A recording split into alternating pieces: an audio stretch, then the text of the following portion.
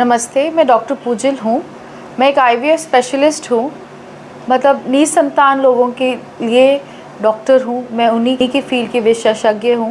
मेरे से बहुत लोग पूछते हैं ये आईवीएफ क्या होता है मैडम, ये इक्सी क्या होता है। मैं आज इस चीज़ पे थोड़ा प्रकाश डालना चाहती हूँ। आईवीएफ यानी इन विट्रो फर्टिलाइजेशन, आम भाषा में हम इसको टेस्ट ट्यूब बेबी भी कहते हैं। जैसे कि इसका नाम है आईवीएफ या इन विट्रो, इसका मतलब अंग्रेज़ी में ये होता है शरीर के बाहर।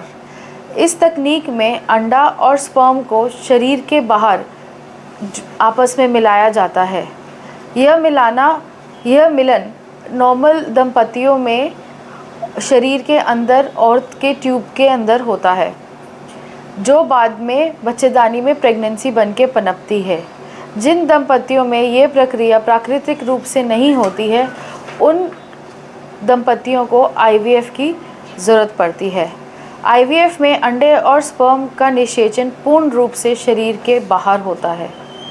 इस इलाज में पहले औरत को अंडे बनने के इंजेक्शन दिए जाते हैं और फिर इन अंडों को निकालकर शुक्राणु के साथ एक आर्टिफिशियल मीडियम में निषेचन के लिए छोड़ दिया जाता है।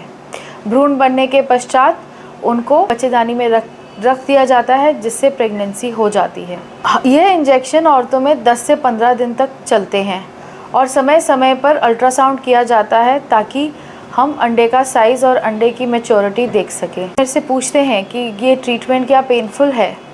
ये ट्रीटमेंट बिल्कुल भी पेनफुल नहीं होता है। आजकल के जो भी आधुनिक इंजेक्शंस होते हैं ये बिल्कुल पेन फ्री होते हैं। इनमें बहुत ही ज़्यादा कम पेन होता है और अंडे निकालने की प्रक्रिया होती है वो बेहोशी में होती है, में पेशेंट को होश नहीं होता। आईवीएफ कब कब किया जाता है? आईवीएफ औरतों में तब किया जाता है जब ट्यूब में कोई दिक्कत हो, दोनों ट्यूब बंद हो टीबी के कारण, या ट्यूब का ऑपरेशन किया हुआ हो, या कोई और पहले इन्फेक्शन हुआ हो, तब औरतों में आईवीएफ की ज़रूरत पड़ती है। मर्दों में तब ज़रूरत पड़ती है जब शुक्राणु बहुत कम हो, इरेक्टाइल डिसफंक्शन हो, प्रीमेच्योर इजैकुलेशन हो।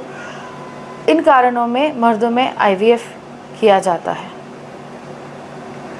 इक्सी क्या होती है? इक्सी आईवीएफ से भी एक अगला कदम है।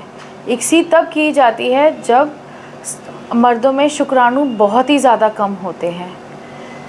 इसमें एक शुक्राणु को एक अंडे से मिलाया जाता है, जिसे भ्रूण बनने के पश्चात बच्चेदानी में रख दिया जाता है।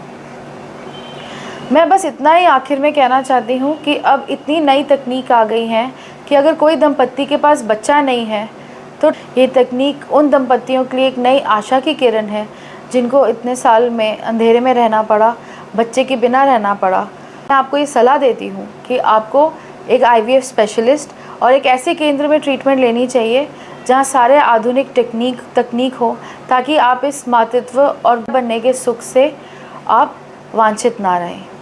Thank you very much. धन्यवाद आपका।